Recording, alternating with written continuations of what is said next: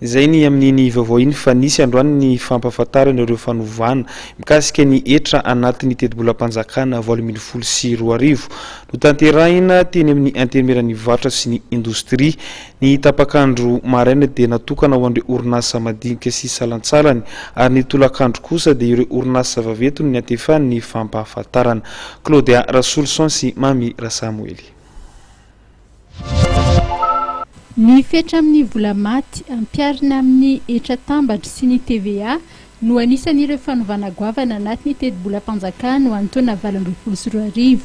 Nampahafantarana androany teny amin'ny Antenimieran'ny Varotra sy ny Indostria natokana ireo fanovana ireo. Tena goavana amin'ny fanovana zany dia eo amin'ilay hoe fiovana eo amin'ny fetra amin'ny vola maty ampiarana ny Hetra tambatra sy ny TVA. Zany hoe ibetsaka koa zany ireo le olona andoha Hetra tambatra dia ibetsaka ihany koa ny olona andoha TVA, satria raha ho an'ny Hetra tambatra dia lasa any amin'ny 100 tapitrisa ariary ny fetra zany amin'ny vola maty farany ambony amin'ny Hetra tambatra io dia amin'izay zany dia ampiarana ny Hetra tambatra 500, fa ho an'ny TVA koa dia nampidinina ho izay 100 tapitrisa izay ihany koa ny vola maty dia kirakira TVA zany. Misy zavatra anankiroa zany izy io, izay fanatsorana ny lalàna mifehy Hetra eto amintsika aloha. Teo aloha zany misy karazany telo ny sata mifehy fandohetra. Misy le hoe impôt synthétique, dia misy le hoe réel simplifié, dia misy ny réel izay mandoa TVA. Dia amin'izao zany anankiroa sisa impôt synthétique le hoe Hetra tambatra sy ny réel miaraka amin'ny TVA.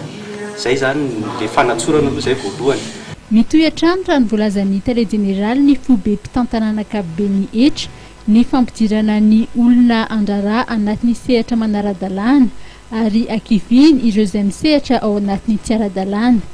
Mitohy ihany koa ny fanisana na ny recensement. Voalaza fa ny 720 isanjato ny olona tokony andoha Hetra dia tsy mandoha izany. Raha ny volan'Hetra tamin'ny taona 2024 indray no resahana dia tafakatra 120 sy 402 miliara ariary izany raha toka 520 sy 402 ariary ny tanjona. Na dia mihoatra ny tanjona aza ny Hetra voangina dia mitohy hatrany ny ezaka ataon'ny fobe mpitantanana ankapobeny Hetra. Tsy hijanona eto andrenivohitra ihany ny fampahafantarana ireo fanavaozana mikasika ny Hetra ao anatin'ny teti-bolam-panjakana 2024 fa hitohy any amin'ny faritany.